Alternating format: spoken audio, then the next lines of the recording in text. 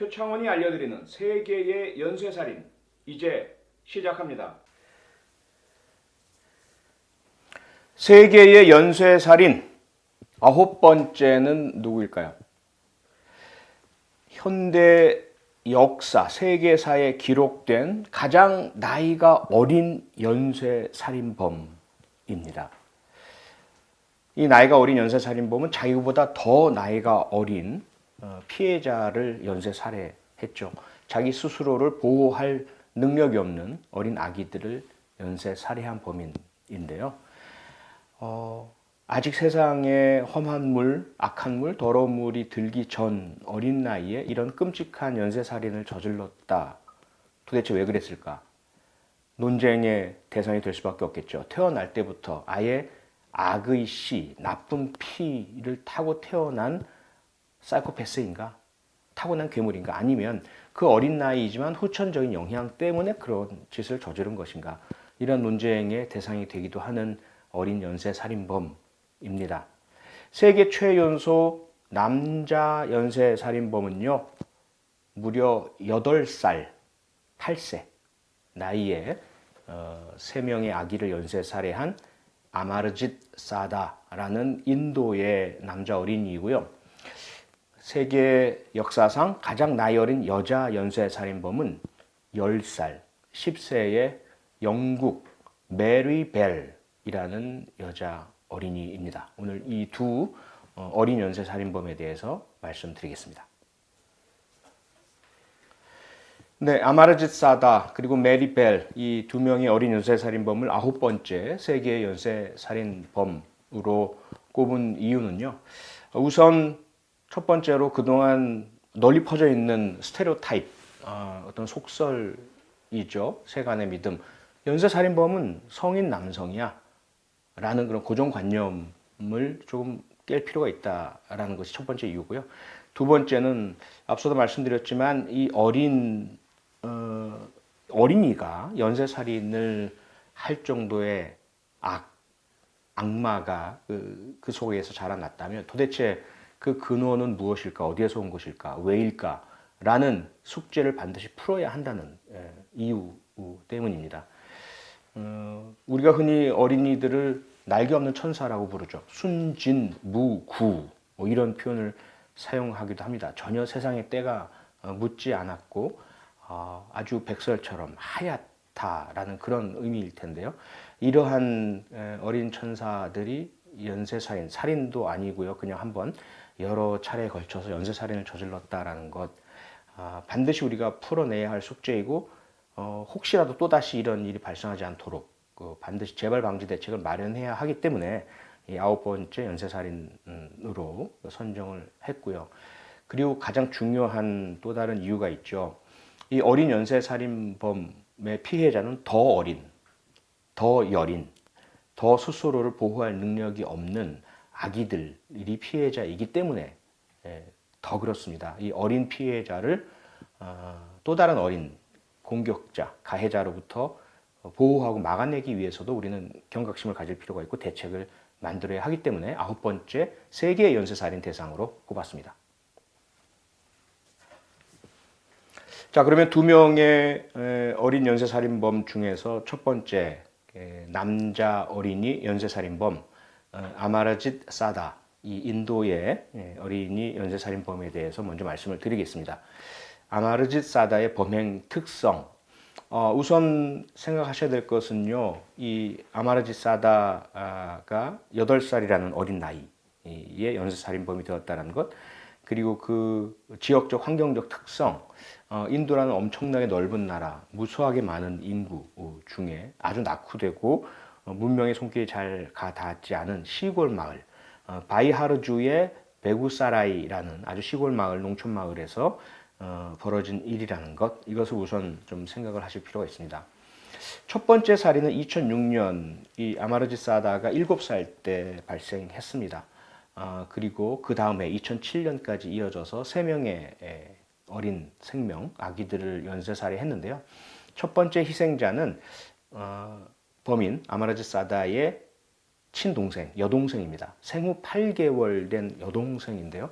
부모님이 잠시 이 자리를 비운 사이에 이 어린 생후 8개월의 여동생을 이 아마르지 사다는 손과 발로 무차별적으로 폭행을 가했습니다. 그래서 결국 때려서 죽였죠. 구타를 통해 사망하게 했고요. 그런데 부모님이 결국 발견을 했죠. 피해자도 자녀고 가해자도 자녀입니다. 너무나 어린. 그리고 가해자는 아들이고 피해자는 딸이죠. 많이 접하시고 들으셨겠지만 인도의 시골 지역에서는 여전히 전근대적인 남아 선호 사상이 있고요. 여성들이 나중에 결혼을 할 때도 거액의 집착금을 내야 하는 등의 성차별적 요소가 무척 많은 그 관행이 자리 잡고 있죠. 그러다 보니까 아들 남자인 아마라짓을 상당히 더 상대적으로 귀하게 여겼던 부모님이 이 사건을 덮어버립니다. 남들 모르게 없었던 것처럼 어린 딸의 그 죽음에 대해서는 자연사로 위정해서 처리를 해버리죠. 그런데 얼마 지나지 않아서요, 이 아마르지 사다가 또다시 살인을 저지릅니다. 이번에는 사촌입니다. 여자 사촌 동생이죠. 6살, 그러니까 2살 어린 여자 사촌 동생을 역시 어른들이 보지 않을 때 마구 폭행해서 살해해 버립니다. 역시 부모님과 가족이 발견을 했죠. 하지만 첫 번째 살인처럼 그냥 묻어버립니다. 단순히 우연스럽게 발생한 사고겠거니라는 너무나 안이한 생각이었던 것으로 추정이 됩니다. 그리고 자신들의 아들을 보호하겠다, 남들에게 알려져서 낙인이 찍히지 않도록 하겠다라는 이런 어떤 잘못된 생각이 아니었을까, 과잉 보호 의식이겠죠. 그렇게 해서 두 번째 살인도 묻혀버리게 됩니다. 이웃에서 이상한 점을 느끼죠.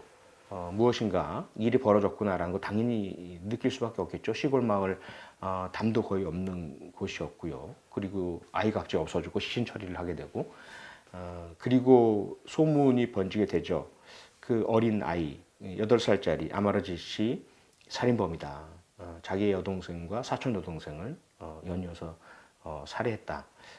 그리고 경찰에 신고까지 하지만 경찰에서는 말도 안 되는 소리라고 흘려버리게 되고 정식 수사도 이루어지지 않고 그냥 묻혀버리게 됩니다. 부모님은 당연히 그 이후에 경계를 했겠죠. 야단치고 혼내고 다시는 이런 일이 있어서는 안 된다라고 했겠죠. 어떤 경각적인 태도로 인한 경계심이 어느 정도는 작동을 합니다. 그래서 살인이 그 이후에 냉각기를 갖게 되죠. 그런데 그 경계심이 허물어지게 되었을 때 2007년이 되었을 때 아마라짓이 8살이 되었을 때 또다시 살인을 저지르게 됩니다. 이번에는 이웃에 사는 생후 6개월 된 여자 아기였어요. 쿠시부라는 아기인데요. 이웃에 사는 데비 가족의 아기였습니다. 어머니가 일하러 가는 동안에 그 동네 학교에 마련된 타가소에 아기를 맡겨두고 일을 하러 갔었어요. 그 학교에 설치된 타가소에 선생님 숫자도 많지 않고 하다 보니까 여러 아기가 맡겨져 있고 그래서 아주 세심하게 보호받지 못하고 있는 상태였죠. 그래서 설마 이 아기에게 누가 위해를 가하겠어? 라는 그런 시골 정서도 있었고요. 그런데 학교에 놀러 갔던 이 아마라짓 이 8살짜리 연쇄살인범이 혼자 방치되어 있는 아기 쿠시부를 발견하게 됩니다. 그리고 이 아기를 몰래 납치해 가게 되죠. 그리고 살해하는 사건이 발생을 합니다.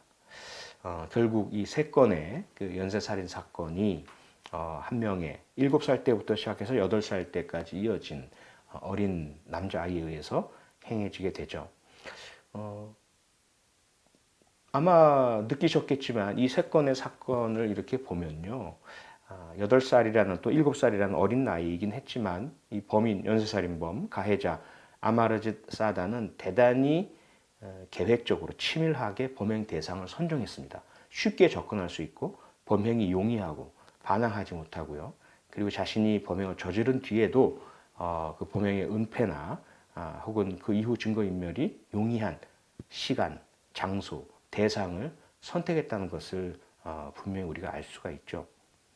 앞서도 말씀드렸지만 첫 살인, 그리고 특히 두 번째 살인 이후에 부모도 당연히 알고 경각심을 가지고 다시는 이런 일이 발생하지 않도록 그리고 후속 조치도 취하고 했음에도 불구하고 여전히 세 번째 사건이 발생했다는 점, 이 심리적 냉각기를 두고도 상당히 오랜 기간 두고도 다시 벌어진 연쇄살인이라는 점, 이런 부분들이 8살짜리 남자 어린이, 세계에서 역사상 가장 어린 연쇄살인범 아마르지 사다의 범행 특성이다라고 말씀드릴 수 있습니다. 어린 연쇄살인범 아마르짓 사다, 어떻게 검거가 됐을까요? 이 세 번째 사건 이후에 검거가 되지 않았다면 아마도 거의 100%이 아마르짓 사다는 네 번째, 다섯 번째 연쇄살인을 계속 저질렀을 것입니다. 그런데 무척 만시지탄, 불행 중 다행, 늦긴 했지만 다행스럽게 검거가 되죠. 이 검거에는 이 피해자의 어머니의 역할이 지대했습니다. 딸의 실종, 생후 6개월밖에 안 된 어린 아기 학교 타가소에 믿고 맡겼는데 사라졌단 말이죠. 어머니가 돌아와서 우리 아기 어디 있어요? 선생님들이 모르겠어요. 데려가신 거 아니에요? 그럴 리가 없잖아요. 그래서 백방으로 수소문하고 찾아봤지만 어디에도 아기가 보이지 않았습니다. 경찰에 신고했죠. 경찰에서는 뭐 아기가 어디로 없어지겠습니까? 이 시골 마을에서. 그다지 적극적으로 찾아 나서지도 않았어요. 하지만 어머니가 계속해서 우리 아기가 아무도 데려갈 리가 없는데 사라졌기 때문에 너무나 걱정이 된다. 빨리 좀 수사하고 찾아달라. 경찰이 나서죠. 그리고 마을 사람들에게 탐문 수사를 합니다. 물어보는 거죠. 이 어린 아기를 본 적이 있습니까? 혹시 누가 데려가는 걸 봤나요? 그랬는데 다수의 마을 사람들이 이웃집에 사는 아마르짓 8살짜리 남자 어린이를 의심합니다. 경찰에 이야기를 하는 거죠. 걔가 의심스러워요. 걔가 아마 아기를 데려가서 죽였을지도 몰라요. 도대체 무슨 말입니까? 어떻게 어린 아이한테 그런 누명을 씁니까? 경찰은 이제 화를 냈습니다. 처음에. 하지만 너무나 여러 명의 마을 주민들이 무슨 말을 쓰느냐, 우리 말 좀 들어달라. 이번이 처음이 아니다. 이미 1년 좀 전에 그 아이가 자기의 생후 8개월 된 여동생, 그리고 6살짜리 사촌 여동생을 살해했다. 그런데도 쉬쉬하고 덮었다. 이번에도 그냥 넘어가면 큰일 난다. 제발 저 아이 좀 조사를 좀 해달라. 경찰은 믿기진 않았지만 하도 여러 마을 주민들이 계속해서 종용하고 요구하고 탄원하고 하다 보니까 이 사다의 집을 갑니다. 그리고 부모에게 동의를 구합니다. 우리가 이러한 사정으로 당신의 아들을 좀 조사를 해야 되겠으니까 동의를 좀 해주시오. 이 부모가 동의를 해줬어요. 그래서 경찰서로 임의 동행을 해서 데려갑니다. 그런데 놀랍게도 이 어린 8살짜리 아마르짓 사다가 너무 거리낌 없이 자기가 이웃집 아기 쿠시부를 납치해서 살해했다고 자백을 하는 겁니다. 아주 술술술 학교에 놀러 갔는데 아기들이 있는 타워서 옆을 지났고, 근데 누구도 감시하거나 지키지 않길래 그 아기를 그냥 들고 나갔다. 그리고는 그 아기를 자기가 때려서 살해하고 묻었다. 이렇게 얘기를 하는 거예요. 너무나 충격, 믿을 수 없는 이야기. 경찰관이 다시 물어봅니다. 만약에 네 말이 사실이라면, 난 네 말이 믿어지지 않는데 만약에 네 말이 사실이라면 너는 그 아기가 어디 있는지 알겠네? 당연히 알죠. 어디에 있는데? 따라오세요. 경찰관들을 데리고 간 그 8살짜리 어린이가 지목한 곳, 아주 허술하게 덮여있는 안매장된 일부의 시신이 보이는 그곳에 실제로 피해 어린이 쿠시부의 시신이 있었습니다. 이렇게 해서 이 사건은 해결이 되고 범인은 검거가 됐고요. 그 이후에 마을 사람들이 주목했던 자신의 어린 생후 8개월 된 여동생, 6살이었던 사촌 여동생 2명의 살인도 이 아마르짓 사다가 술술 자백을 했습니다. 그래서 이 3건의 연쇄 살인 사건이 확인이 된 것이죠. 이 어린 연쇄 살인범 8살짜리 아마르짓 사다는 그 이후에 어떻게 되었을까요? 경찰 조사 과정에서 우선 좀 충격적인 그 사실이 확인이 됐는데요. 이 아마르지 사다는 경찰서에 와서 조사를 받기 직전 받으려고 할 때에 경찰관이 질문을 던지려고 하니까 경찰관에게 사탕을 달라고 요구를 합니다. 사탕, 과자를 달라고 요구했다라는 그런 이제 보도도 있고요. 사탕이나 과자를 달라고 요구한 것 왜 그랬을까? 범죄 심리학자들은 이렇게 해석을 합니다.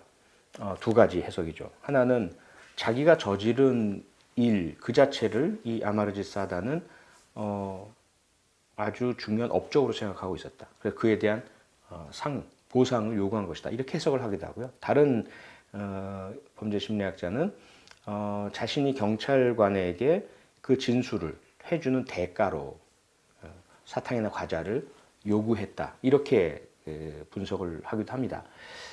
어쨌든 경찰관이 경찰서에 있는 그 과자를 구해다가 주니까 그걸 먹고 미소를 띠고 웃으면서 그 범행 사실을 진술을 했는데 전혀 피해자에 대한 어떤 미안함, 자기 사건에 대한 어떤 뉘우침, 잘못에 대한 인정, 반성 이런 태도는 전혀 보이지 않았었다는 것이죠. 그래서 그 경찰에서는 그 지역에 있는 심리학자들에게 면담 분석을 요청을 했습니다. 정말 믿을 수 없는 8살짜리 어린 연쇄살인범이 있는데 이 아이에 대해서 좀 분석을 좀 해달라. 그래서 복수의 여러 명의 심리학자들이 각자가 별도로 면담 조사를 하고 분석을 한 결과 거의 일치된 의견이 내려졌습니다. 이 아이는 비록 어리긴 하지만 세디스트, 가학적 성도착자죠. 다른 사람의 고통, 또 아픔, 상처 이런 것들을 보면서 쾌락을 느끼는, 즐거움을 느끼는 그러한 그 잔혹한 성정을 가진 이상 성격 이상의 어린이다라는 그런 결론을 내리게 됩니다. 정신의학적으로 만 18세 이하의 어린이 청소년 아직까지 그 인성 성격 발달이 완성되지 않은 대상에 대해서는 성인과 같은 그런 뭐 사이코패스다, 반사회성 인격장애자다 이러한 진단을 하지 않습니다. 하지 않도록 그렇게 매뉴얼이 만들어져 있죠. 규범이 만들어져 있습니다.